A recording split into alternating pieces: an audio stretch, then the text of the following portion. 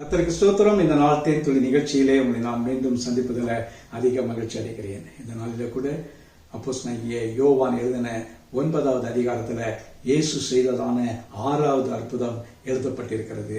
இயேசு கிறிஸ்து அப்புறம் போகையிலே ஒரு பிறவிக்குருடன் அவரை பார்த்து அவரிடத்திலே தன் சுகமாகும்படி அவரிடத்திலே கேட்கிறான்.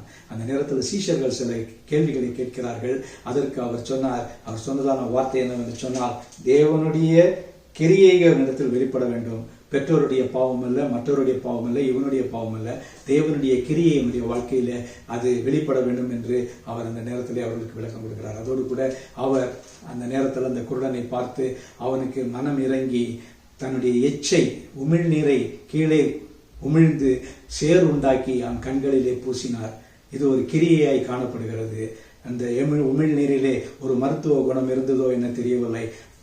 படைத்த பரமனுடைய உமிழ்நீர் அவனுடைய கண்களிலே பட்ட மாத்திரத்துல அவனுக்கு ஒரு அற்புதம் காத்திருந்தது. இயேசு அவனை பார்த்து, நீ போய் சீலோவாம் குளத்திலே நீ கழுவு என்று சொல்லுகிறார். அவன் போய் கழுவுகிறான். கழுவின உடனே அவனுக்கு பார்வை கிடைக்கிறது. அவன் யார்? அவன் ஒரு பிறவிக்குருடன், இந்த உலகத்தை முதலாவதாக பார்க்கிறவன். அவனை பார்த்து அந்த நேரத்தில் பல கேள்விகள் எழுப்பப்படுகிறது.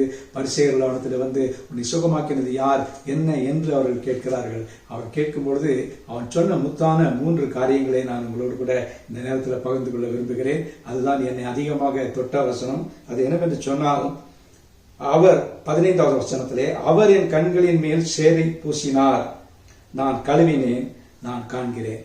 அவர் சேற்றை பூசினார், நான் கழுவினேன், நான் பார்க்கிறேன். இந்த 3 காரியங்களும் ஒரு அஃபர்மேட்டிவ் ஸ்டேட்மெண்டா இருக்கிறது. ஆகவே உங்களுடைய என்னுடைய வாழ்க்கையில கூட நிச்சயமாக ஆண்டவருடைய அந்த விசுவாசம் நமக்கு இருக்கும் என்று சொன்னால், நம்முடைய வாழ்க்கையிலும் நம்முடைய கண்களை அவர் திறக்க வல்லவராயிருக்கிறார். பிறவிக்குருடனே கண்களை அல்ல, நம்முடைய ஆவிக்குரிய கண்களையும் இந்த நாளிலே திறந்து ஒரு அற்புதத்தை செய்ய வல்லவர். அதுக்காக எதிர்பார்த்து காத்திருப்போமா? நிச்சயமாக இந்த நாளிலே உங்களுடைய என்னுடைய ஆவிக்குரிய கண்களை திறந்து அதிசயங்களை காண செய்வார். கர்த்தருக்கு ஸ்தோத்திரம். நல்ல ஆண்டவரே, நன்றியோட துதிக்கிறேன், ஸ்தோத்திரிக்கிறேன். நீர் இந்த பிறவிக்குருடனை கண்களை திறந்தது போல எங்களுடைய ஆவிக்குரிய கண்களையும் இந்த நாளிலே திறந்து பிரகாசமான உங்களுடைய காரியங்களை காண ஆண்டவரே உங்களுக்கு சாட்சியாக இருக்க உங்களுடைய கிரியைகள் வெளியப்பட நீர் எங்களுக்கு கிருபை செய்ய வேண்டுமா ஜெபிக்கிறோம். ஆண்டவரே, அவர் கழுவினார், நான் பூசினேன், நான் சுகமானேன் என்கிற அந்த அஃபர்மேட்டிவ் அந்த வசனங்கள் எங்களுடைய வாழ்க்கையிலும் சாட்சியாக இருக்க கிருபை செய்யுங்க.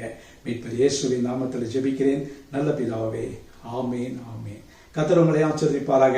இந்த நாளிலே உங்களுக்கும் ஆண்டவர் அற்புதம் செய்வார்.